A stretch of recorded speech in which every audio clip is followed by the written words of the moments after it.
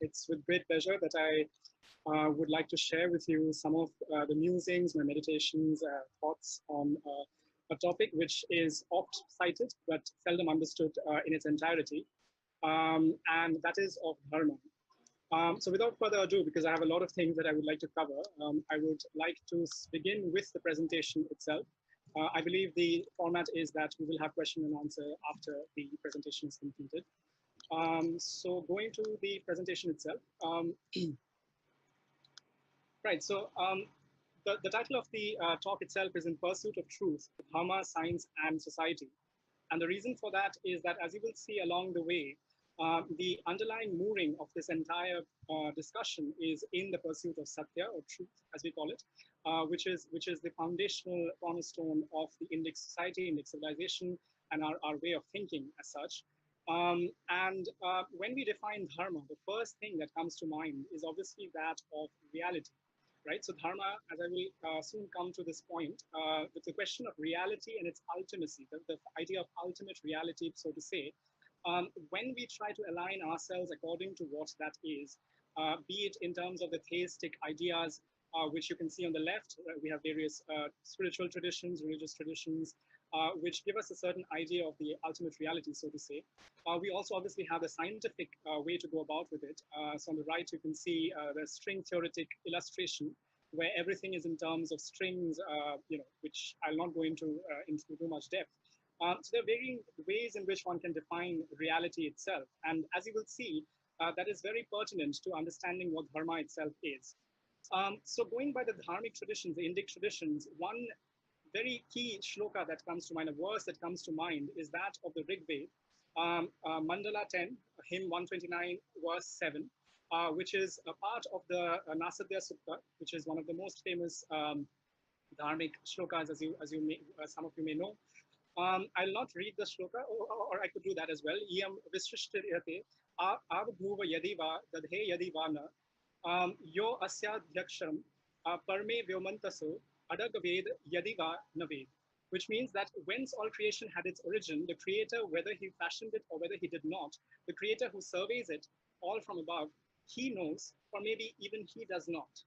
And this is where the key idea, which is very paradoxical. So here, if you see the last few words, he knows, or maybe even he does not know, is something which defines the Dharmic paradoxical definition of reality itself. And that is what I think I would like to focus on. So here on the right side, you can see that I've mentioned certain things, which you can see in the Upanishads and you can see in the Vedas as well. The idea that the ultimate reality is all there is and yet none of it. So it is immanent, it is out here, but it is transcendent. It neither exists in the form of the subjective relative reality that we see. It can't be described in terms of other things, and yet it is non-existent as well. And it's neither changing nor non-changing. So, these ideas are some things which are beyond, understanding. So if you ask someone what is neither changing nor non-changing, that is something just beyond conception, I believe, right? I mean, for most of us. But that is how we define and we go about with this whole idea of the Dharmic traditions, whereby we speak about this idea of neti, which is that it cannot be described in terms of anything literally, which is relative or subjective. The neti idea is that not this, right? So nothing can, this ultimate reality cannot be defined in terms of anything that there is in the worldly sense. But so if we cannot define anything about the ultimate reality, so to say, we can't do anything with it. We can't define Dharma with it. So where do we stand? We can't have a dead end as well. But thankfully, with a lot of reflection and a lot of meditation, luminaries have told us that the ultimate reality, so to say, in the Indic Dharmic thinking, has the nature of Satchitananda, which is that you have three different paradigms or elements. Sat means existence, Chit means consciousness, and Ananda means bliss. But I'll be qualifying the last bit, the bliss bit, when I'm talking about this further as we go along the way. So quickly coming at this infographic of sorts. So there are two different ideas here. One is the ancient Indic thought, and the other is a modern scientific thought. I would like to start off by saying that I'm not drawing any parallelism whatsoever. I will be just giving a brief kind of link between the two, but not, please don't take any parallelism from this. I'm extremely cautious about this whenever I discuss this. So on the left-hand side, you can see the Brahman, the Purusha, which is the transcendent cosmic spirit, which we talk about, in the Dharmic traditions.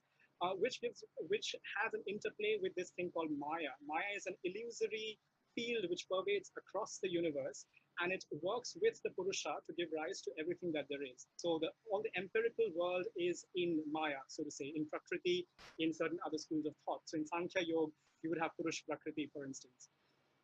Then you have the Maya, which is working with these three properties, as you can see in the infographic right here. Sattva, Rajas, Tamas, which is the idea that there are three ways, three modes of nature which work together to create everything that there is in the universe.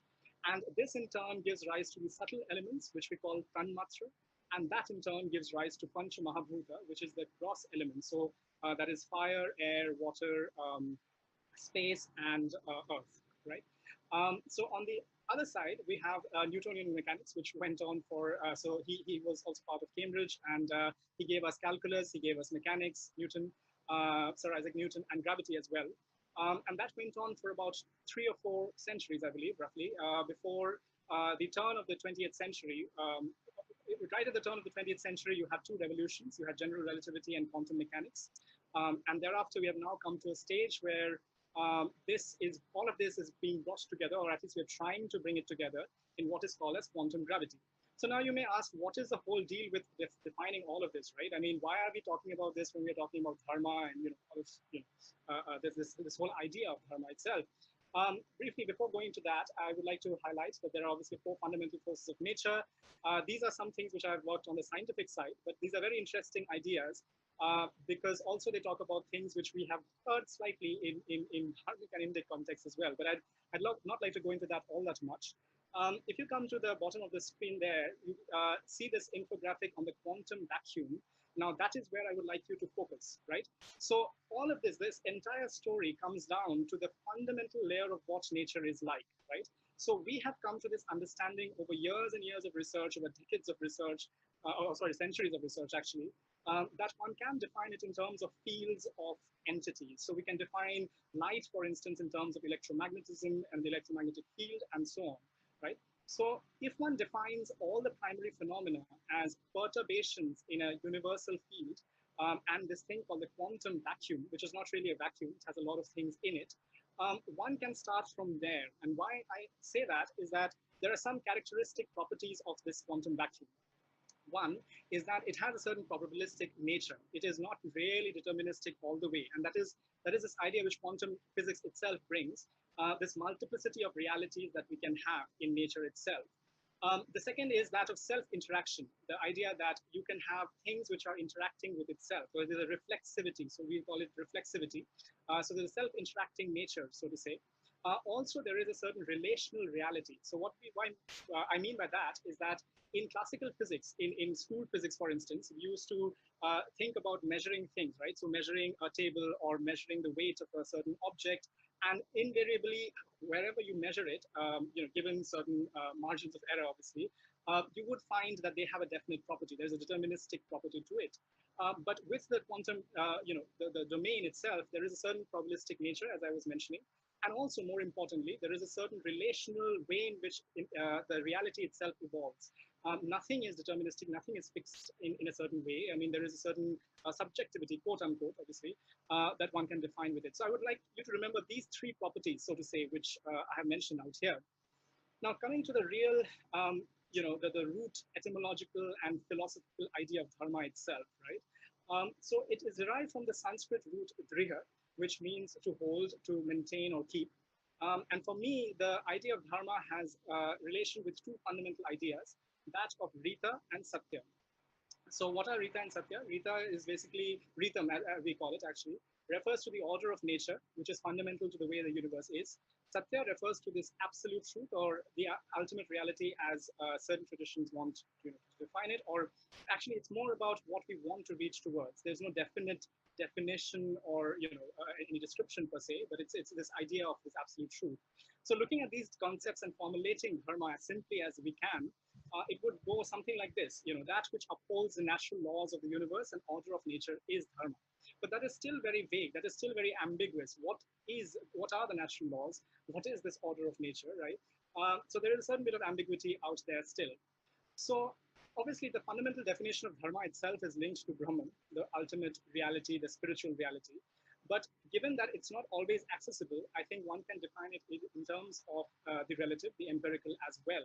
And that is because of this idea of ananda, which is that every manifestation, every level of this Brahman has a certain sense of fulfillment and a certain sense of completeness in itself. And therefore, we can define the dharmic idea in terms of prakriti, or the prakriti level, the empirical reality level.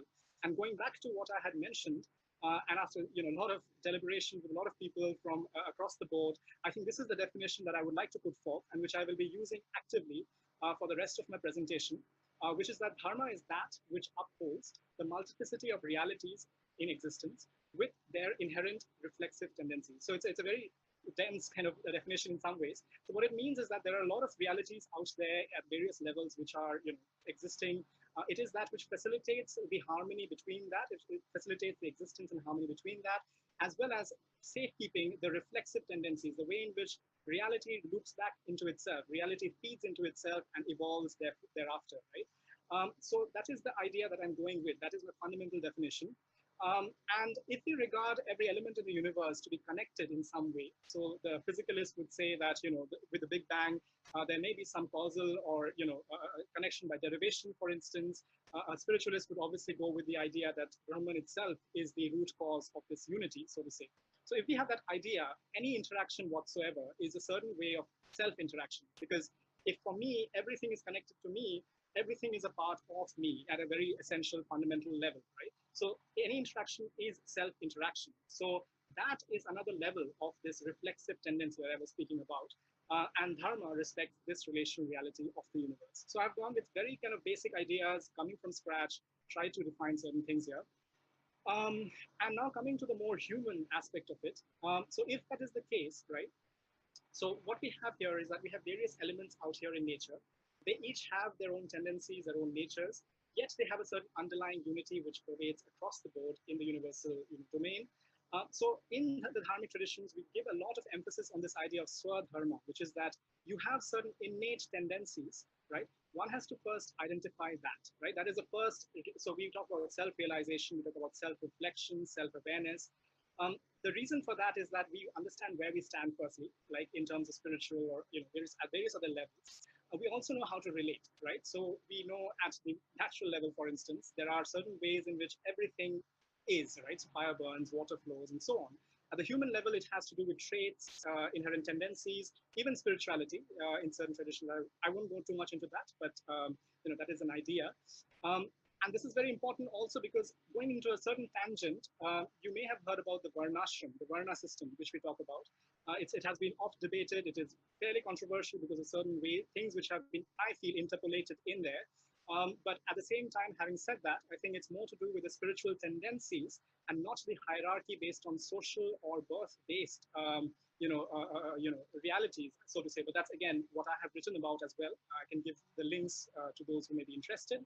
So that's the way I define Varna, the proximity to the realization of the ultimate reality and the innate spiritual tendencies, right? So the knowledge of these tendencies help us in evolving and help us in understanding how we can relate with each other. And this is the cornerstone of Sanatana Dharma. This is this natural quest to explore, to seek, to inquire about reality is the cornerstone of Sanatana Dharma.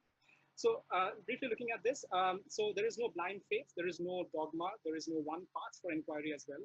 There are in fact 6 different schools of darshanas, as we call it, of dharmic traditions, the primary ones. And it has always been a bedrock of dharma, this whole idea of inquiry. Giving you a few examples from history of the dharmic traditions, we have this idea of Purvapaksh. Some of you may have heard about this. It was used by luminaries from Sri Adi Shankaracharya to Sri Ramanujacharya. The idea being that you are open to understanding what the other side has to say and what disparate ideas of reality can be. And thereafter, in a very respectful manner, one has extremely rigorous ways in which one understands these ideas and debates on that. So this is something which has happened for millennia, I would say, right? So it has happened for a long, long time. And Dharma, especially in schools such as Vedanta and Mimamsa, also talks about rational inquiry and not blind faith in its fundamental tenets. And as I was mentioning, the Nasadya Sutta itself gives an idea that there is no fixed approach, there is no fixed kind of definition, there is nothing that we kind of give too much beyond a point. It is more about inquiring and going along the way with it. So one may ask, fine, that's all fine, but for a relatable, like, an understanding, what are the rules of dharma? And as paradoxical as that may seem, I would say there aren't any. And that is because at a certain level, I mean, dharma, at least at the empirical level, is contextual. Unless one has a realization in terms of the ultimate reality, we obviously live in the empirical world. So that is contextual in a certain way. There are certain key ideals and values and basis for dharma that does not specify change with time, but the specifics change with time. For instance, to give you an example, what was dharmic in the age of the Mahabharata, for instance, like the ideas of polygamy and niyog, for instance. These are ideas which go with the yuga dharma. There is a dharma for each age. There are certain ideas which are present. Was relevant for them, right? If we exactly take that from there and bring it today for today's world, we may be frowned upon, right? That's something which is not really acceptable in certain countries and various civilizations and cultures. So the idea is that these things change, but there are certain underlying ideas which don't, right? So I'm going to try to understand what is the underlying mooring, the basis for that. And I have identified 4 different things which are really fundamental to dharma in some ways. So one is obviously disposition and character, so which is sanskara, which we call in Sanskrit. There is some portion in it, which is basically sustainability. The idea of sustainable development and responsible existence is something which is fundamental to a dharmic tradition. Sarva Vyapitva, which is universality. So there is a certain universal nature of dharma. And moksha, which is of that of liberation, the idea of liberation, which I'll be speaking about briefly as well. So coming to Mrityunjay sanskara. ji, can I Yes. interrupt for 1 second, Yes, if you please. don't Yeah. mind? Can you just Yes, move a please. little slower? Because I got some Okay, sorry, feedback sorry.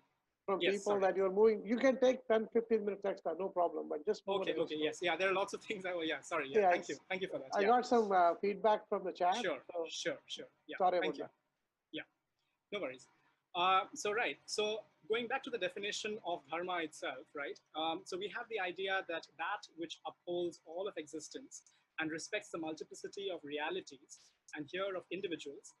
This naturally brings in ideas such as liberty, equality, brotherhood, charity, compassion, inclination towards nonviolence, and so on.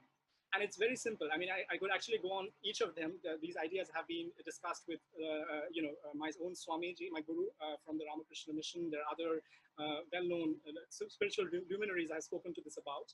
And it comes from, an understanding of that fundamental definition and going from there. So, for instance, liberty obviously arises from the tendency of dharma to respect that multiplicity that we spoke about, and also respect the possibilities of life for that individual, looking at the relational reality at the social level, at the societal level, maintaining that harmony, maintaining that balance, essentially, right? And what is dharma also invariably includes spiritual, public, and political freedom, as well as what I wrote about a few months back. And again, for those who may be interested, this is dharmocracy, which is that of political, economic, and spiritual democracy. So everybody has a right to representation in some ways, and also in the economic sense and the spiritual sense as well. The whole idea of exclusivism doesn't come into the picture because our definition of going, dharma itself has this broad framework that I was kind of mentioning about. And how do we kind of take this idea? These are abstract ideas. The definition itself was fairly abstract in some ways, to look at day-to-day activities, right? So if you were to ask me, tell me what exactly are the 5 or 6 things that I have to kind of look at, right? And to keep away from, let's say. So that has a certain resonance with what, with a set of ideals, which, you can see in everything from Patanjali's Yoga Sutra to Buddha's Eightfold Path, to the Christian thought on sin, to Jain beliefs as well. So all of them have these fundamental ideas, and all of them relate to the definition that I had put forward at the very beginning. And this is what it is. The Dharmic way is one that curtails what are known as Mahapatakas and a few others. So there are, I think, 6 of them here. The Mahapatakas are certain fundamental, things we must not do. And then there was a 6th one that was added along the way. So it's Kama, Krodh, Lobh, Moh, Mad, and Matsarya. So there's a R there, Matsarya, it should be. So that is lust, anger, greed, attachment, and there is Mad, and then there is jealousy, right? And so that's the idea out here. So again, I can go into the details of that, but the thing is, I'll just go into a few of them. So the last element, for instance, comes from the perversion of the relational reality that we spoke about. Anger comes from individualism taken to the level wherein anything that is not compliant with one state of being or belief causes one a little bit of friction, so to say. Going down, jealousy comes by looking at the hierarchy based on elements, which is again a false identification if one were to look at it, because as I was saying, there are different tendencies and states of being for everybody. And that is not setting a hierarchy. There is a certain relational reality that still exists. And that is the primary point of focus. So jealousy and all of these should be avoided if one truly understands what dharma is, essentially. So in the dharmic way, the goal of life, as I would be expanding on later on, is the realization of the unity with Brahman, this cosmic principle, so to say. And this realization is impeded by these vices, these qualities that I spoke about. I will be circulating this presentation to Amitji, so if you want to have a little more thought about these, I'll be happy to even interact on those. And so therefore, breaking these habits are very important, but they're not easy. They are lifelong processes. It's a lifelong process to kind of get rid of that.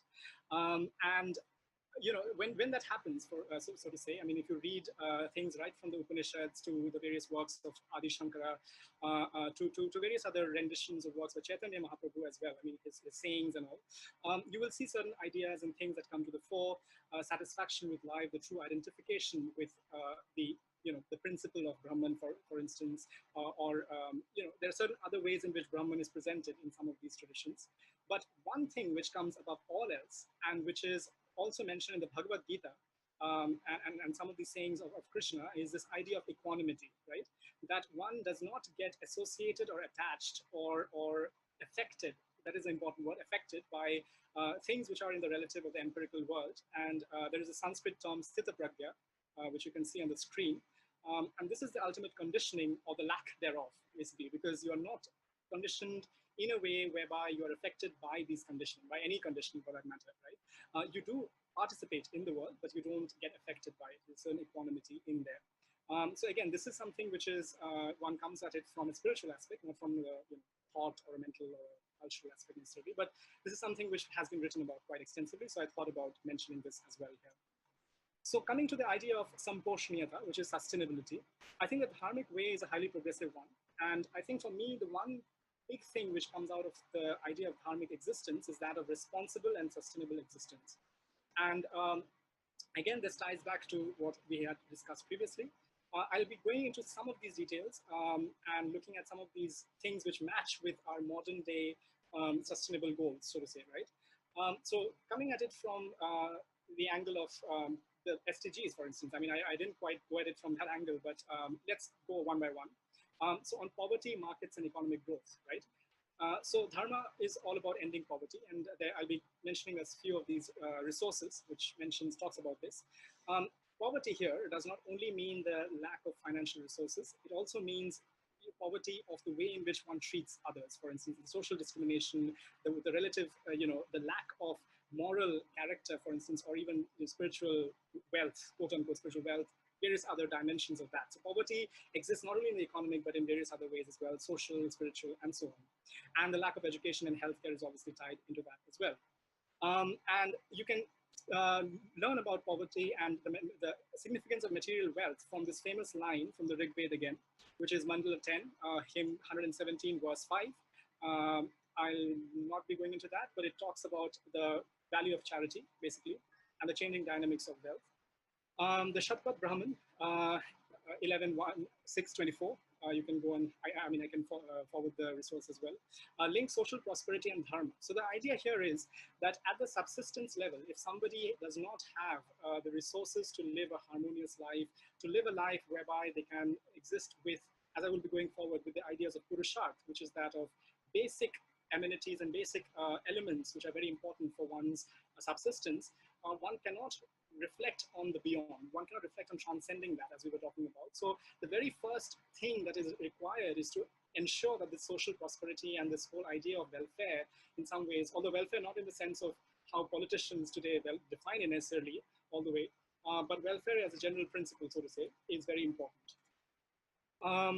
And so here come the purusharth. So there are 4 different purusharth: artha, kama, dharma, moksha. Artha means capital and prosperity. Dharma is dharma, as we were talking about. Kama is desire in some ways. It's also regarded as lust in certain definitions. And moksha is salvation. And each of these are intricately intertwined with each other. And because of that, the whole idea of capital and prosperity is very important, albeit in a dharmic way. Securing them and acquiring them in a dharmic way is very important. And therefore, the dharmic tradition calls for ensuring that there is a sustainable economic growth and there is decent work for all. And the reason for that is the preeminence of karma, right? We have heard about it in the Bhagavad Gita, we have heard about it in various Upanishads, the whole idea that even though we may not want to identify with the illusory world out here, which is not really the true nature of Brahman. Brahman is beyond this, as we were discussing, but yet karma has its own importance, and that is because there are some things known as sanskara, as we were talking about. There are some actions which we have to go through to kind of make our spiritual progress go the way it should. So that is the way in which Dharmic traditions kind of discuss karma yoga, and yet not being attached to the results of the labor that you do, right? So the governments should ensure that everyone should have that. The Vedas themselves, this is very interesting. If you look at all these points below, it talks about work and labor in various areas. So obviously, that is to do with, you know, in the ancient times, these were things which were very important. So agriculture, weaving, artistry, skilled labor, work of a boatman, barber, ironsmith, smelter, metallurgy, all of that. You can see it in Rig Ved, you can see it in the Yajurved, even in the Atharva Ved for that matter. So there is a lot of preeminence given to work and labor and karma, so to say. And coming at the last bit in this section, the whole idea of a dharmic economy, right? So I was talking about welfare, but I mean, the way it is put forward in today's time, I think sometimes, and I'm going to be very, very cautious and slightly politically correct in a certain way, has its caveats and has the ways in which it is not optimum for everyone. So the whole idea of enforced regulations, the way in which we control markets, which even Chanakya talks about in the Arthashastra, Vishnugupta Kautilya, is not always conducive to the way in which things should evolve. So there is this whole idea that, and this comes from the idea of neti as well, which is that you cannot define the proactive positive thing, but you can check the negative repercussions of something, right? You can say what it is not, but you may not be able to say what it is, right? So the whole idea, coming at it from there, tells us that the dharmic economy would be one that respects and uses the liberty of the individual and the swadharma, the natural talents, tendencies, skills, and so on, to ensure the welfare and relational reality of all. How to kind of harness that, so to say, for the relational reality and welfare of all, without compromising on the rule of law and the remedial steps that are required to keep this harmony, this balance, so to say, right? So we don't go about saying that everyone should be owning, you know, everything out there. We also don't say that there should be crony capitalism out there, but we go at it from a certain sense of balance, and this whole idea that I was trying to kind of put forward. Again, obviously, there must be economists, maybe possibly out here, who may disagree, but this is an idea that I spoke about and wrote on previously as well. So talking about hunger, good health, and hygiene. So in the Rig Ved, Mandal 1, hymn 187, the glory of food is spoken about. The Dharmic tradition obviously promotes healthy existence, sattvic food, which is food that allows for one's mental, spiritual, physical well-being, so to say. And it's connected to this idea of sattva, which I was speaking about back in one of the early slides, is very important. The yoga system also talks about asanas, postures, and the way of breathing properly. So pranayama, as we speak about as well. In the Sushruta Sutrasthana, one sees Sushruta, this famous physiologist, if you would, and also somebody who was, had written seminal pieces on medicine, speaks about what is balanced health, so to say. So he talks about doshas, biological energies, digestive fire, balanced body, elimination of waste, for instance, the senses, the balance of senses, a balanced mind, and even a soul. So absence or reduction of any of these, and them not being in balance or in the right kind of combination, leads to what Sushruta regards as a disorder, which is obvious, which is fairly evident. But this is something which was mentioned back at that time, and this was something which has been followed for a long, long time in the Indic Dharmic tradition, so to say. And so Dharmic traditions talk about the maintenance of this health in a holistic manner. So Sushruta's definition should have given that. And medical topics have been dealt with extensively. So there's Oshadhi Sutta, which talks about the study of plants for various pharmacological uses. Jamadagni, Kanva, Angiras, Kashyapa, the various sages, rishis, who spoke about various herbs for remedial purposes. Sushruta himself spoke about surgery. And at the individual level, Dharma speaks about relying on the balance of these elements, but it also talks about community level harmony and the fact that cleanliness and hygiene is very important, right?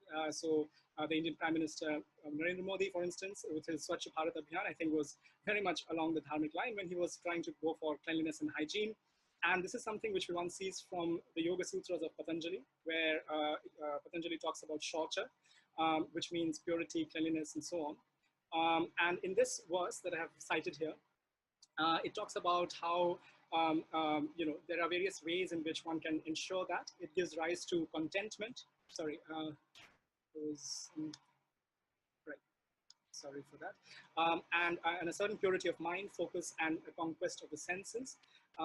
Sorry, this is competency to attain self-realization, so to say. Also very important, education and knowledge. As you would know, the Dharmic traditions are give a lot of importance to education and knowledge. That is very clear from the fact that we place the Brahmins, and here again, going to the spiritual idea of what Varna is, Brahmins are not necessarily the people who are born into Brahmin families. That is the way we kind of see it, and we have seen it over the years, recent centuries. But Krishna also talks about competency and the way in which spiritual realization or spiritual attainments define who a true Brahmin is. So, for instance, there is an article which I have mentioned where there's a famous story, I think it's in the Chandogya Upanishad, which talks about how somebody from a lower strata of society has understanding of what it truly means to be in union with Brahman and is regarded as higher than some of the, the people who are higher up, so to say, in the social strata, so to say. So that whole idea is very important, and education and knowledge is very important for the Dharmic traditions.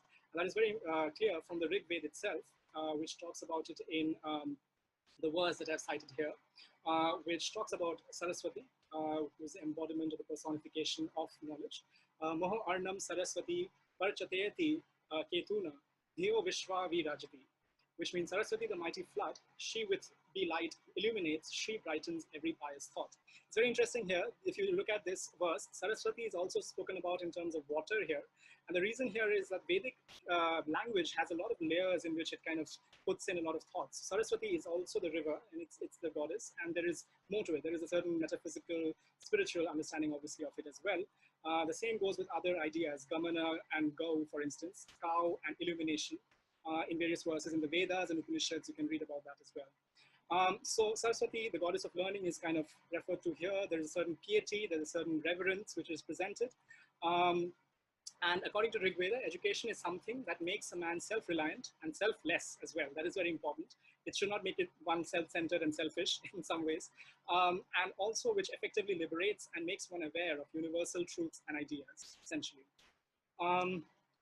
So that is a very important bit of the Dharmic traditions. Speaking about gender equality, I mean, this is something which has been again a cornerstone of the Dharmic traditions. You can see this particular verse from the Rig Veda, Mandal 10, hymn 125. I'm not going to go into that; that's far too long to be discussed here. But having said that, I think you can also look at various other Upanishadic and Puranic texts. It talks about the feminine idea, the feminine Adi Shakti, as so to say, as a supreme principle behind all that is there in the cosmos. So which is that we talk about God in certain Abrahamic traditions. In the Dharmic traditions, we talk about the goddess, right? We talk about the feminine who is the supreme principle, so to say. So from right there, you can see the kind of preeminence given to women and the feminine, essentially. And there were famous rishis and seers in the Dharmic tradition, right from Gargi to Maitreya, who also were very good at Purva Paksha, which we discussed previously. The Vedas do not explicitly talk about homosexuality, but there are some kind of discussions of things associated. Sushruta Samhita 3.2.4.42, Kritivasa Ramayana, Narada Smriti, and so on.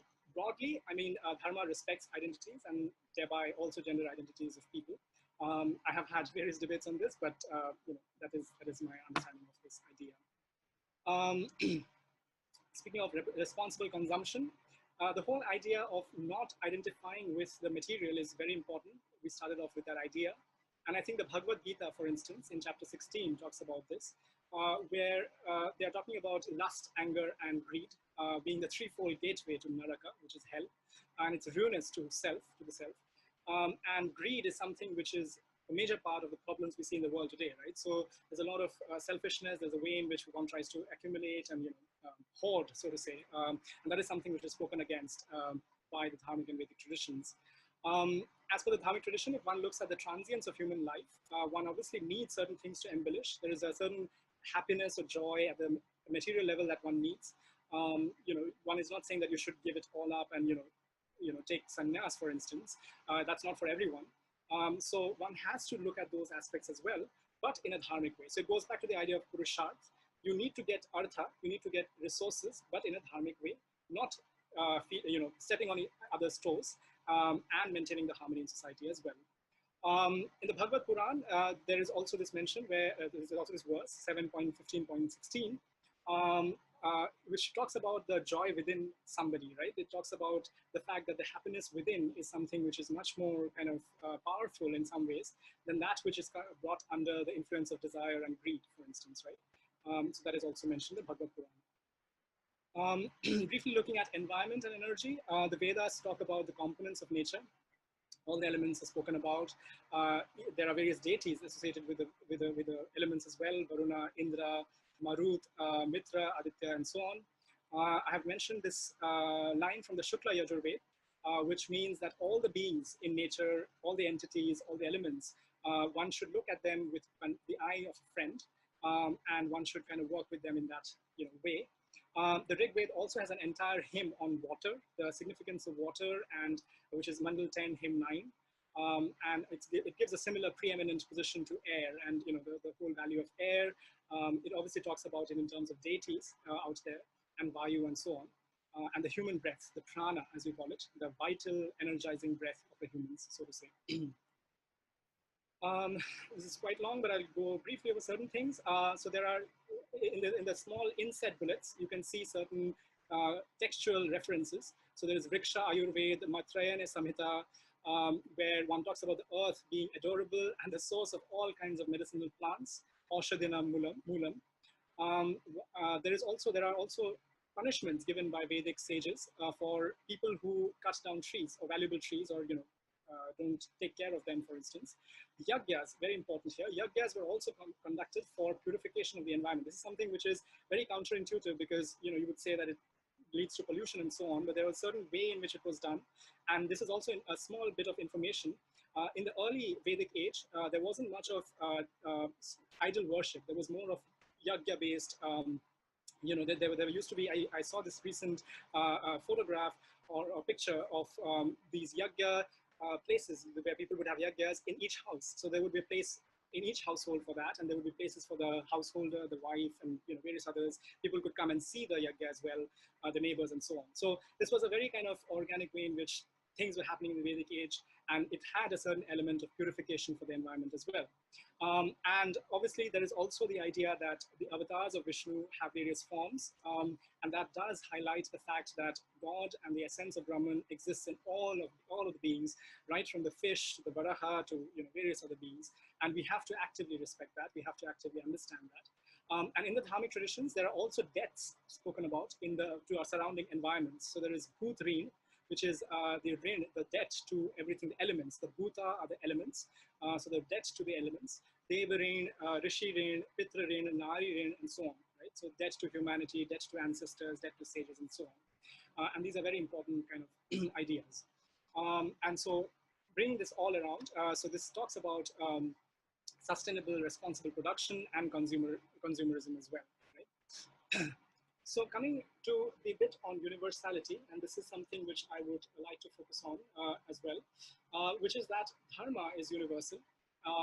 And here, this is something which is very counterintuitive because we think about the Hindu tradition as being the Dharmic tradition. It's almost taken as a synonymous kind of, a thing.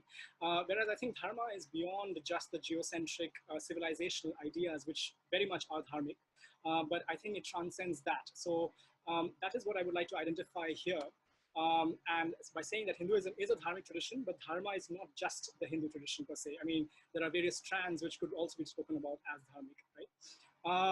So there is the idea of that comes back to the conception of what the ultimate reality is. And here I would like to briefly touch upon this idea that I've written in the saffron, the orange, so to say, which says that while most religions and spiritual traditions may diverge on propositional truths and on doctrinal elements, what I mean by that is that it may say how you need to, pray, what are the various customs and things that one needs to do, what are the beliefs that one needs to have. But speaking about the ontological truth, the truth about things at the existence level, at the level of metaphysics and at the level of spirituality, they do converge on certain fundamental ideas. And that is what is very important out here. So whether the conception of the absolute truth relates to a personal God or an uncaring universal principle, there are resonances of this divinity and Godhead. As for the traditions and scriptures, this truth has this paradoxical nature, and this is not just seen in the Hindu tradition, the Dharmic tradition, it is seen across the board. It is knowable and yet mysterious, it is transcendent and yet immanent, it is unchanging and yet dynamic, right? This truth manifests as the impersonal and yet personal, the uncaring and yet loving. So this whole idea of saguna and nirguna, which is that with attributes, without attributes, that is something which one deals with all these scriptures and ideas, right? So here I have given 7 different primary, I won't be going into all of them. These are the various conceptions of God in the various traditions. So there's personal God, impersonal transcendent being, immanent in each person, Atman, for instance, in the Dharmic traditions. There's the ultimate goal or a blessed state, which is there in, for instance, the Buddhist conception of nirvana. The common solidarity of many spiritual beings. That is also a way in which this ultimate truth is defined. And as an eternal law or order. So you can talk about Dharma, the Buddhist Dhamma, Taoism's Tao, and so on, right? And Jewish Torah, for instance, as well. And so I will be going over the main bullet point, and these subsets you can go over later on. These are the in various traditions, the specific scriptural references where these ideas are brought forth, right? So the conception of this absolute truth in unity is seen in all these places, from Hinduism to Sikhism. The transcendence and immanence of the absolute truth is very specifically mentioned in these places, including the Chandogya Upanishad, a beautiful book which I should, a piece of work which I guess most of us should read. Christianity, Judaism, Buddhism, the Avatamsaka Sutra, and so on. There is also the idea that where do we find this whole ultimate reality, the traces of this absolute truth, and what are the ways to access it? Because it is so distant and so not quite relatable. How do we access it, right? So that is again mentioned in Islam, in Buddhism, Judaism, and so on. And this absolute truth has an element of omnipresence and omniscience as well. Again, mentioned in these works out here, and specific verses from these works. Right. So going back to the point, so there are fundamental doctrinal divergences. There are ways in which, for instance, Christianity says that Jesus is the Son of God, and he is very important for the salvation of humanity. Islam talks about Prophet Muhammad and him being the last messenger. So these are things which are, if you look at it, if you think about it deeply, there are no ways to resolve this, because these are doctrinal truths which have their own, what we call in theology, salvific efficacy. What that means is that if you believe in that, that can lead you to a certain sense of realization and certain sense of godhood. And there's no way in which one can negate it per se, right? There are ways in which one can look at inconsistencies and so on. So working with that idea, and something which this famous writer John Hicks spoke about, there are various incarnations of the truth. There are different messages for different times. There are ways in which, for instance, cultural and political things also inform the way in which this truth is presented. And so that is all fair, but at the level of salvific efficacy and what we talk about in terms of ontology, there is a certain convergence that happens. All of them have a certain kind of value and certain worth in terms of salvific efficacy. So I would like to go with the statement below. So all religious conceptions about the absolute truth are not absolute in themselves, but are complementary in some ways. Again, a very controversial statement, possibly, but coming at it from the readings of various texts, in themselves as well, due to the incomprehensibility, of this in relative terms. You cannot describe these things in terms of what is right and what is wrong in an absolute manner, because Vedanta, for instance, talks about how people have different epiphanies or revelations in different times, and the way they present it is in terms of the cultural context that they live in. So, for instance, obviously in the Judaistic traditions, Moses and Abraham had a very important role, and everything was in terms of those traditions and correlations with that, so to say. Right? So that's a very self-evident truth. That's a very understandable idea, and also the limited understanding and perception of man with respect to this ultimate reality. So, given this idea, given these fundamental resonances and unities that exist, one can still go with the definition of dharma that we spoke about.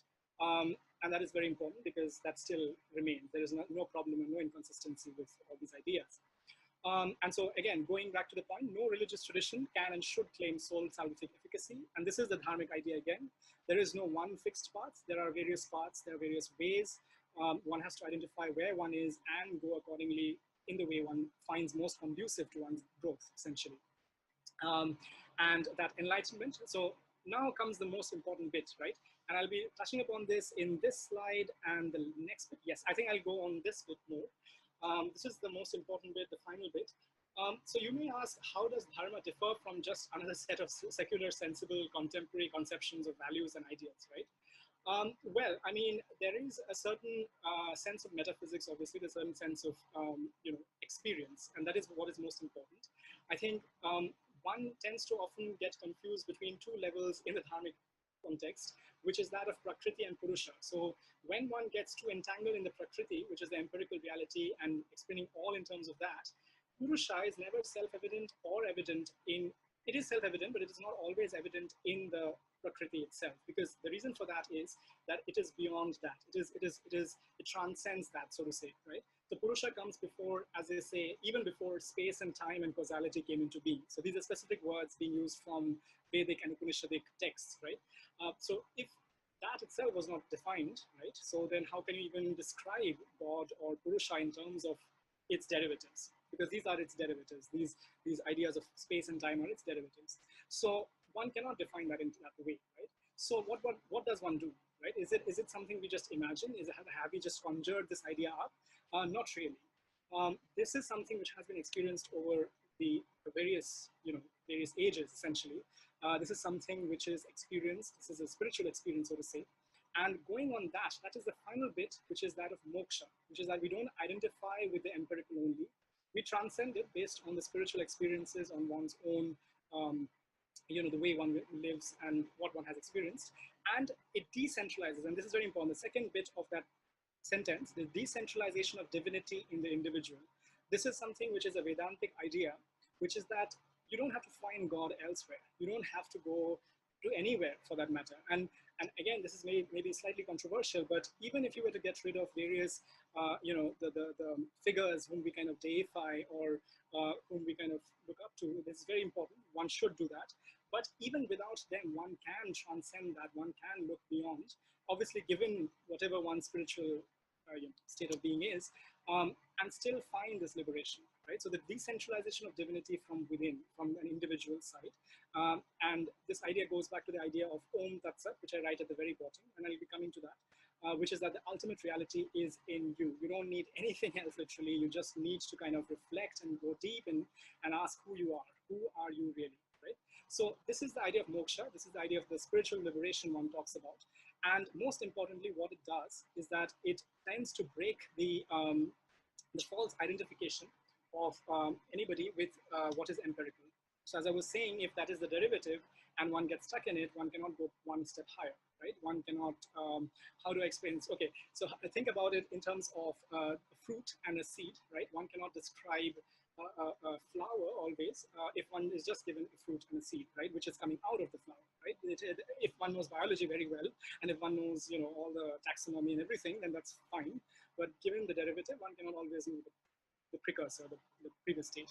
So similarly, one has to transcend this state itself to go beyond. Right? And so going at it from the very practical human level, what it means is that one gets liberation from these false identifications, these identities, these ideologies, these constructs, which are at the end of the day, they are constructs, right? This is a very profound understanding which comes only from reflection and thought. And many people have written about this as well, which is that one has to have this emancipation. We are not to be conditioned by the relative. We cannot be affected by what is relative and subjective and what is out there in the empirical reality.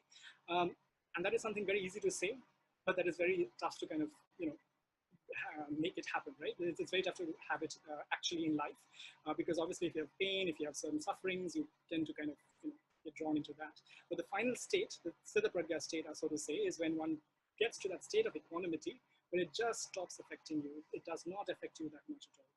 So that is where the ananda bit comes in, the bliss bit comes in, and the idea that consciousness is what one has, right? Supreme consciousness. So I'd like to wrap it up. So say, I kind of tried to speak about Dharma here from first principles, looking at the ideas of ancient Indic thought and also certain eminent empirical ideas. I tried to identify some of the core ideas here, highlight the most natural state of being, which is a dharmic state, so to say. And the idea that Dharma has so much to offer to the world, and it is not just a religion, it is not just something geocentric, it is not something to be defined by relative terms as well, at the end of the day, at the final level. And that is something which makes us live a responsible life, a sustainable life. It tends to decentralize the realization of the truth. There is no exclusivism here. Everyone has equal access and right to go towards that direction.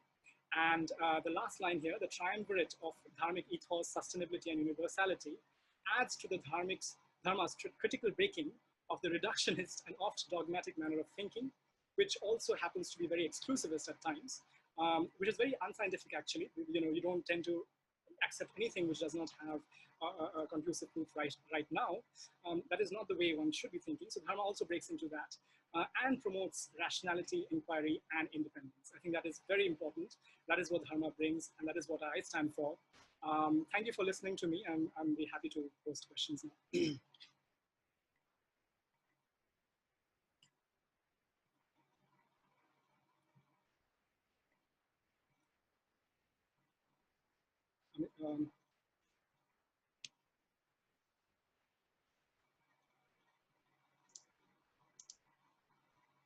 Hello, Mrityunjay ji. Yes. Yeah. Okay. So you can, you can, unshare the screen so everybody can see you. Yeah. Okay, and then we can have the audience asking you questions one by one. So audience is requested to please raise their hands. In the screen below, you'll see option called participants. So please click on that. You will then see that the hands have been raised. So you can raise your hand, and we will take questions from the audience one by one based on that. So we first have a question from Dr. Kumar here. Yes. Prasadji, could you please unmute Dr. Kumar?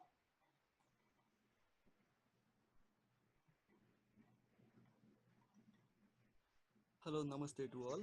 This is Dr. Rajesh Kumar. I have questions, and there are a lot of questions from the. Sure. Dr. Kumar? Dr. Kumar? Yes, am I audible? Yeah, you are. Sorry, yeah, before we continue, I just have one more tip for the audience. Please limit your question to one question per audience member, please, so that the speaker has time to answer as many questions as he can. I appreciate that. Thank you. Sorry, Mr. Kumar, Dr. Kumar, please go ahead.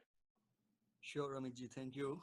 So I just noted, shared that I have questions, a full page of questions, but I will just share one question here. I will be able to share only one question because of the limit and time constraint. So the question is, the speaker shared about, Dr. Mrityunjay, you shared about Varna by karma, right? Not by birth. But I have found in the Gita Bhashya by Adi Shankaracharya as well as the Gita Bhashya by Ramanujacharya, and they explains that Varna is by birth. So have you checked that and made claim? Thank you for that. So should I answer? Yes. Yeah. Okay, yeah. So I think so they are not exclusive things actually. They have so the whole idea of birth, right? The whole idea of birth and death and life in the Dharmic traditions is not just there's no breaking point, so to say. There's a certain kind of organic movement into the next life, so to say, right? And the key idea here is that of karma, is that of what one has done in the samsara, the samsaric impression, so to say. And so even the birth itself, which a person takes or a spirit takes in the Dharmic traditions, is defined by one's spiritual attainment and spiritual state. So it's not really kind of exclusive, so to say. I mean, you can't. When I say that it is based on spiritual attainments, that itself feeds into the birth. So your birth itself is influenced by that. So I don't think there is a disparity or there is a kind of contradiction in there. And I think I do agree with Adi Shankara there. I mean, and that's how people do take lives. If you see, I mean, this is obviously controversial. I mean, reincarnation theory itself is, people may be out there who may disagree with it. But the way in which we tend to live in circles which have thoughts and resonances, in our circles, for instance, does give interesting impressions about what things can be, right? So again, that does go into the idea that there are some innate tendencies and thoughts and impressions, so to say, spiritual impressions, which we all come with essentially. And so that's my point was Adi Shankaracharya in his commentary to certain Gita shloka explains that why Varna is by birth and how it is related to Punarjanma and Purvajanma Sanchit Karma, etc. Also, not only Adi Shankaracharya, but Ramanujacharya, if we see his Gita Bhashya, if we see Gita Bhashya by Nimbarkacharya, Madhvacharya, I mean, all authentic acharyas consider it this.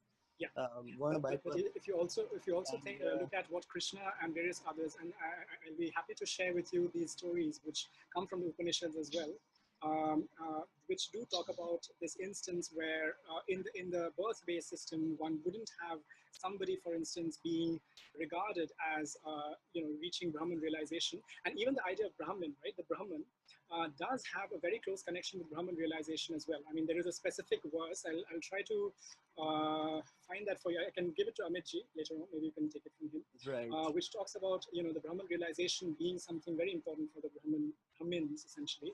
Although the root of that Sanskrit-wise is slightly different, but yeah, there is a certain connection there. So it has also roots in Patanjali Yoga Sutra, as explained by certain acharyas, that Purva Janma Karma decides what Jati, and that's what I mentioned. Ayu and Bhoga one Jiva will get. So Varna for Manushya is different and Varna for Devas and gods are different. What you shared, according to acharyas, I am just noting here that what you shared is Varna by karma. It is for Devi Devata, our Hindu gods. It is explained in like that in literature. And for humans, all these acharyas say that clearly and many times that it is as per birth. I'll just ask you one question here. And we can maybe move on from there.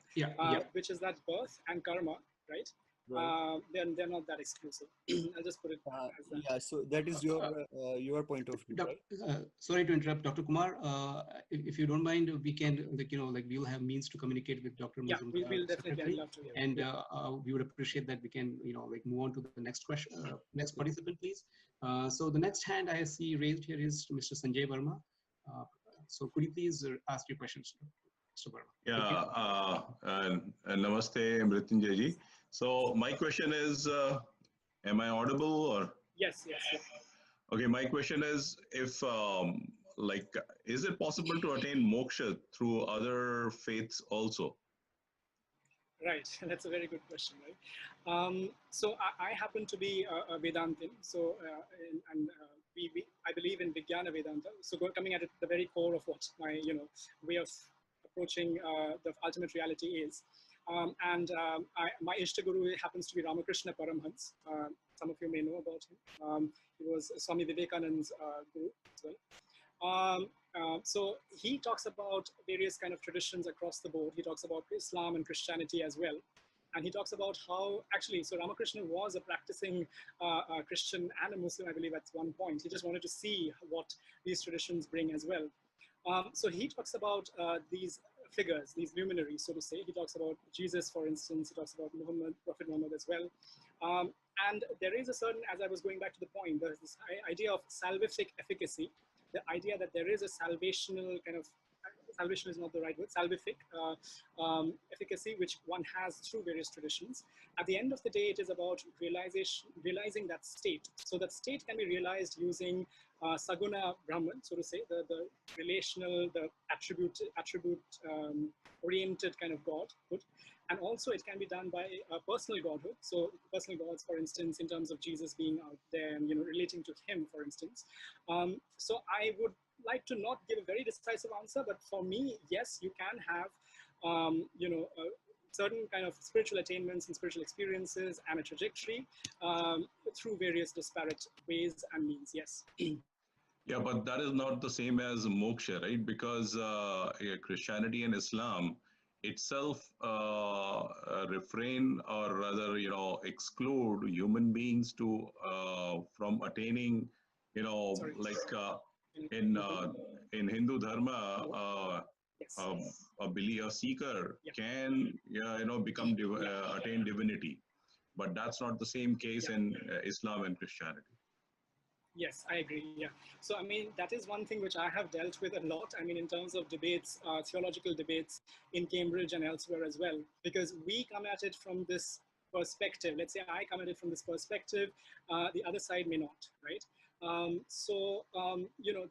are various things that various Swamis have spoken over time. Swami Sarvapriyananda, who's one of the, who's a very well-known speaker as well. He speaks about how one does not necessarily need to always engage on that level, on that realm, essentially. If one shows the salvific efficacy of what one provides or what one offers, that self-evident truth itself will speak for what it stands for, right? So I think we don't need to necessarily engage that much. Yes, it is creating this friction, so to say. We may be pluralist, we may be incomplete of sorts, so to say, to put it very bluntly. But I don't see a way whereby one can politely and respectfully bring that point to them in a way which does not hit away at deep-seated beliefs and ideas. So that is a key point here, and I think that can only happen spiritually. So that's what luminaries speak of as well. Right? So. Okay. Thank you. Okay, thank you, Sanjay ji. So we have a question here from Sid. Mr. Sid, he was unable to raise his hand. Could you please unmute him? Thank you. Thank you, Sid, please Amitji. go ahead. Oh. Thank you, Amitji. I really love your presentation, and especially the academic format of the presentation, because it's really good. You have references and links and everything mentioned, so it's really nice. I really love your conclusions as well. If you don't mind, sorry, loading up your presentation again for the last slide that you have and the last conclusion point. Sure. Yeah. So, what is your opinion on the fact that it feels like, to some extent, the concepts that you mentioned are in a sense idealistic, like as in, like, if everyone follows it, everything will be good kind of idea, but it might not be as practical in implementation, just out of the point that people naturally tend to be reductionists, naturally tend to be dogmatic, and that the splits and divisions happen regardless of how hard you try to make them not happen. So what is your opinion on that, and how do you think someone, maybe a younger person, if you want to, because I'm fairly young, to approach the world in a way, and how you can look at this as a tool to help people realize, if that's what it is, or at least make sense of the world? Yeah, so that's a brilliant question. I think that goes to the root of the Vedantic idea, which is that, and Dharmic idea in general, which is that Purusha, the Brahman that we were talking about, if you read, there is this famous verse in the Rig Veda, Purusha Sukta, which talks about how the unity in nature was sacrificed to make all that there is. There was a certain diversification, there was a certain way in which everything split into this multiplicity of elements and entities, right? So that is something which is talked about in Maya, in terms of Prakriti. And that is a natural thing to happen, right? It has been, according to Dharmic tradition, it has been there from the start of time. Actually, there is no start of time. It's beginningless in the Dharmic traditions. And it will remain, right? So now coming to the question about how one practically looks at it, right? So it goes back to the point which was made by the gentleman before, that sometimes you are looking at practical realities where the other side does not necessarily go with this idea of unity. It does not go with these very beautiful ideas, so to say. For that, I think what is important is qualified diversification, as I call it, which is, I use the word Vishishta Vividikaran. Vividikaran in Sanskrit is diversification. Vishishta means qualified, essentially, Vishishta Vividikaran, which is that you do relate to them at a practical level in a certain way, but never kind of give up or lessen the identification with what the ultimate reality is either, right? So there is a certain kind of structuring, so to say, in your own thought, whereby you relate at a very practical level. You do engage at the level in which, for instance, Krishna related in the Mahabharata, right? So if he had not looked at ways in which Dharma could be established in slightly adharmic ways, for instance, I mean, they wouldn't have won the war, right? So whether that adharma was required and was good enough and had a justification is something which we all deal with, right? When we read the Mahabharata, all the big generals of the Kauravas were killed in an adharmic way, so to say, right? So I think that is very important, where one needs to understand the bigger picture and one needs to look at the relative reality as well. And in our own minds, in our own self, one has to actively strive towards not getting stuck or towards not identifying beyond the point or getting attached to these lower levels. And I know that you would say that it's tough. It is tough, which is why I think spiritual attainments or spiritual life is not an easy thing. They call about, they don't speak about tapasya, they talk about sadhana. This is exactly it, right? We live in a world which is conditioned and we have to go beyond that. So I hope that kind of answers it. Yeah, it's definitely a challenge the whole way. Yeah, you're right. Thank you very much. Yeah. Thank you, Sid. Okay, so the next audience member who wants to ask question is Mr. Jay Shah. Could you please unmute him? Yes. Thank you. Can you hear me? Yes, yeah. Okay. It was a nice presentation, Dr. Mrityunjay. I have one question, which is to all the slides that I have gone. The first point that I would like to put is, you said that on Dharma, on your slide, there are no rules as such, right? Second, you said you have put on your slide that Dharma in itself is exclusive and inclusive to each one, which one of your slides says. And third is Dharma is universal. So look at the theological aspect of it. All three lines negate itself, because all three lines negate itself. Also, when we see Dharma is actually a set of rules, or I would say do's and don'ts to follow and don't follow. If you do something which is not allowed, it is called a dharmic practice. So can you explain how these three come together? Yeah, that's a very good point. So I think, if one wants to think about it in terms of the logical, rational way, I think that is something which one should note from the get-go. And the reason for that was there in my very first slide, which is that Brahman itself, the ultimate reality, is paradoxical. And what I mean by that is there are certain ways in which things transcend, and there are certain ways in which things are immanent. In this particular context, because you raised certain points, let me try to, so you mentioned about the universality, and you mentioned about, sorry, can you repeat the first two ones, please? Yeah, the first you said Dharma itself, it does not have any rules. The second one was Dharma is inclusive and exclusive to one itself. How people can approach it. And the third one is the universality. Yeah, so I think one has to identify that Dharma itself lies at various levels. So I was talking about the Yoga Dharma, for instance. I mentioned that example of Niyoga, for instance. So Niyoga at that time, as I was saying, was not something foundable. It was something very usual. So Vichitra Virya, the king in the Mahabharata, was killed, died because of natural ailments, and then his wife had Niyog with Vedavyas, and that's how Dhritarashtra and Pandu came to be, right? So that was something acceptable. But today, in today's age, right, these social set, ethos, customs, and beliefs, right, they have had a certain evolution, right? Even in India, where Niyog was where it was. And so that is what, when one talks about Yoga Dharma, obviously there's a spiritual aspect to it.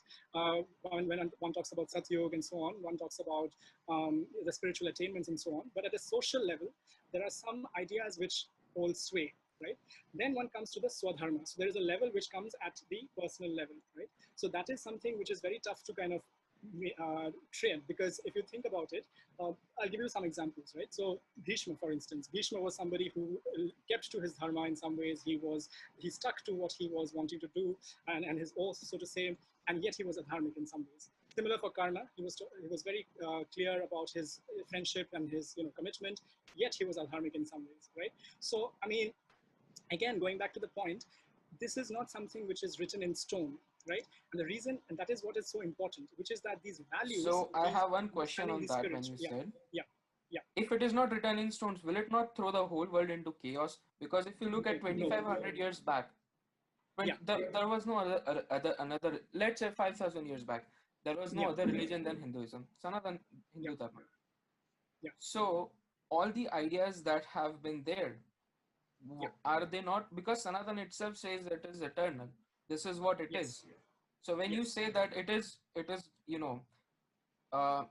exclusive to person and person only, it itself negates the idea of Sanatan, and when you say it is up to one's own perception.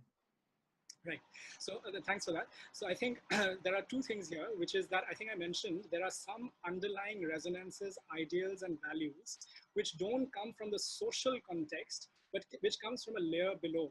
That is why it is Sanatan, because there is something which as I was mentioning earlier, there is this definition that I put forward and tried to derive everything in terms of that. It is coming from a much more profound and fundamental level, right?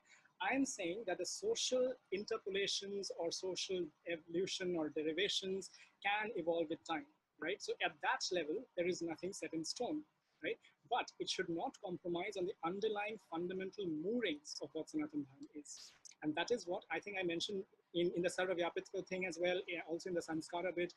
Those are things which come from that level, so they cannot be compromised. But at the same time, there are some aspects of it, which obviously over time, given social realities and other things, may evolve, so to say. So that is what I was mentioning. If I can yeah, doctor. Thank you for the answer. Because of time constraint, we cannot discuss more. But sure, I love to talk to you. I actually disagree, and we can definitely go on further discussions. Sure. Okay. Yeah. Right. But thank you for the answer. Thank you, Mr. Shah. So, Dr. Majumdar, there is another question from, actually it has come up in the chat, group chat.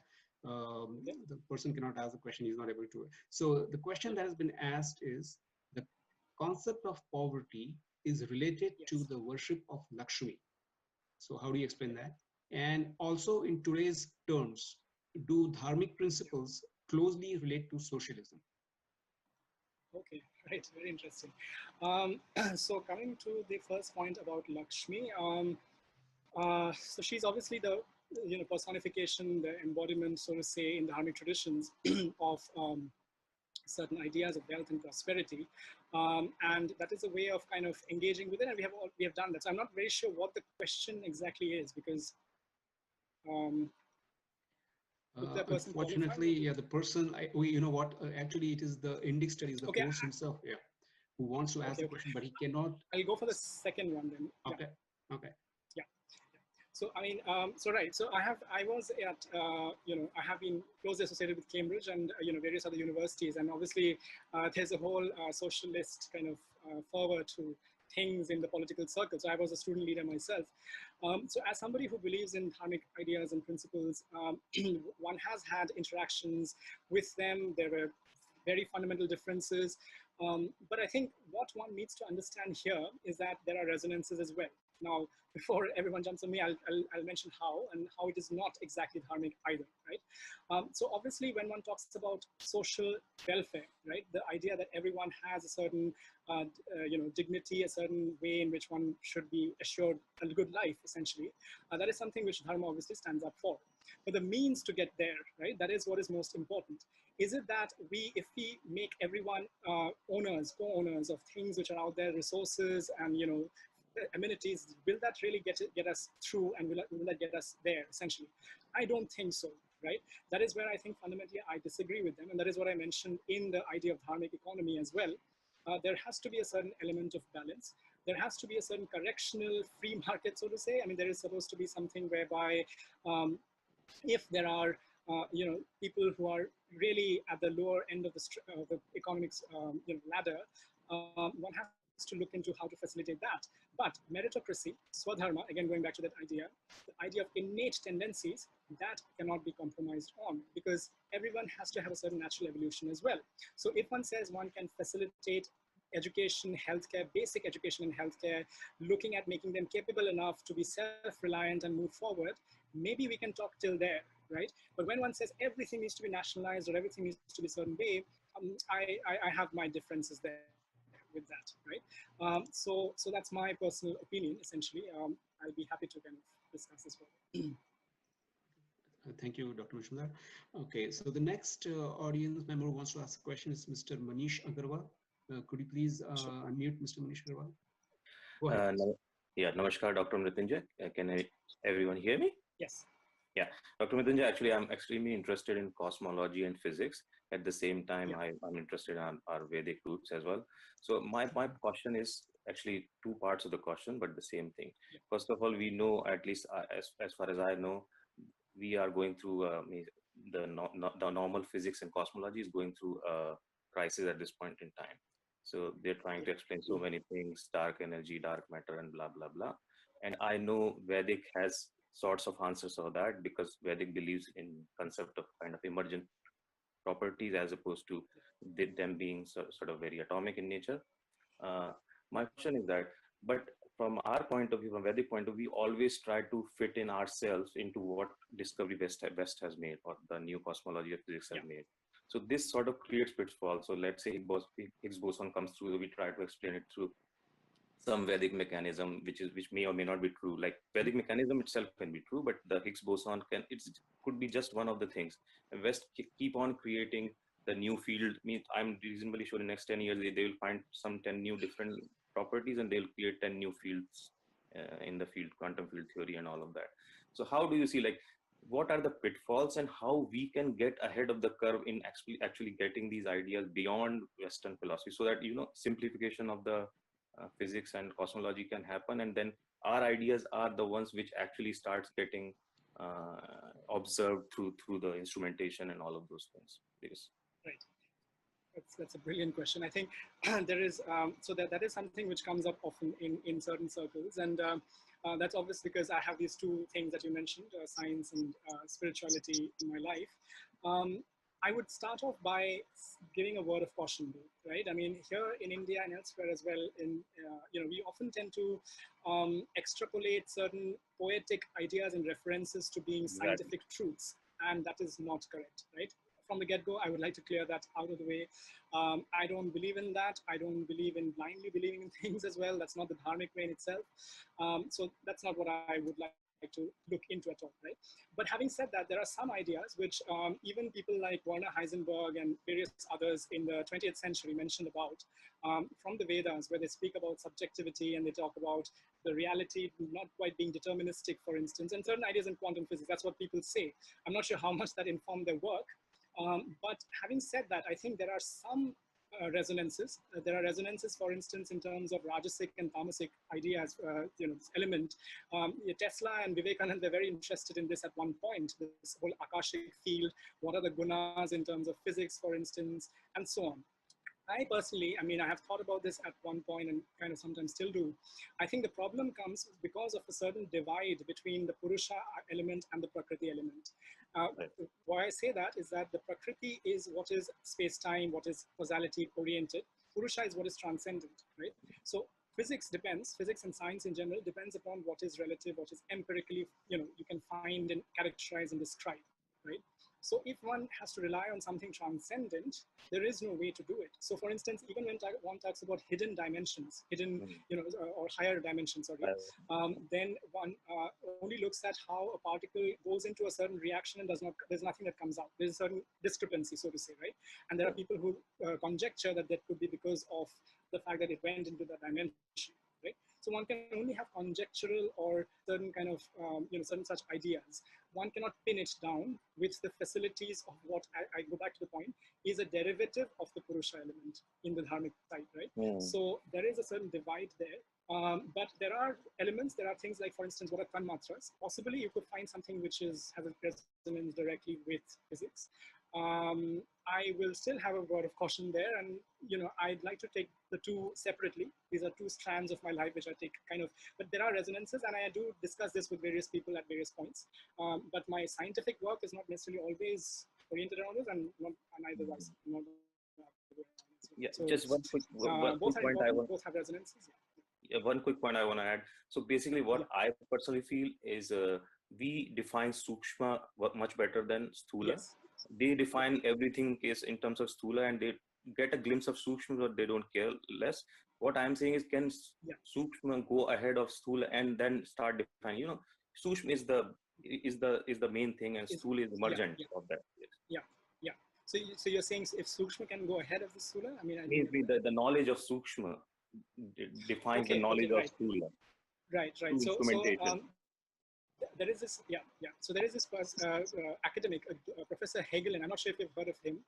He's in the Maharshi University, I think. So he gave a very interesting proposal, which is that if fermions and the fields themselves can be the Sukshma, and the excitations, the electrons, the fields can be the Sukshma and the excitations can be the Sthula, that could be a way one can go at it, right? So again, I mean, one has to take that with a pinch of salt.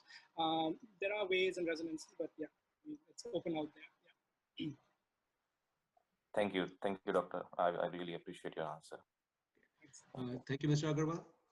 So, Dr. Majumdar, I don't see any raised hands, so I may be permitted to ask a question myself. Sure. You can answer this, and we'll make that as the last question. So the question I had was, again, a thought which came to my mind.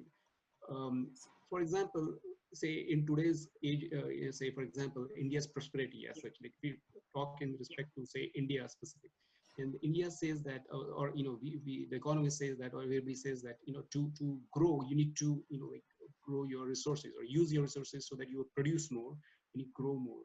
So for example, if everybody starts looking for things like material things, for example, which will ultimately, convert to demand, the demand portion of economy, you can say. And if you demand more because you want to consume more, and then how will that relate to the concept of sustainable living? Say, for example, everybody wants things which are, say, for example, like a smartphone today, for example, is considered a very necessary thing. And we, like at 101.3 billion population, and it's a good thing. Not everybody use it though, of course. But then if we start producing for, not just in India, but maybe from all over the world, the resources that are required for the population to meet their basic needs, which I think expand as day goes by or days go by, then how do you balance that with sustainable living or sustainable economy? Very important question. So I think, so as somebody who has worked in environmental activism earlier in my student days, something that comes up is e-waste, for instance, right? So when one uses a lot of, CDs and various other gadgets, and, there's not much of a proper disposal system, so to say. And you can see the land dams, you can see various waterways being affected and so on, right? And it's not that it's going down. It will always go up because every year, every company in the gadget sector, in the hardware sector is coming up with new gadgets and so on, right? I think there is no easy answer to that. I think there is a way in which one can decentralize the responsibility, right? One has to make everybody aware of the repercussions of each of their actions that they kind of, not each exactly, but some of the major actions that can have a long-lasting effect on them. And that is where education, awareness building comes into the picture.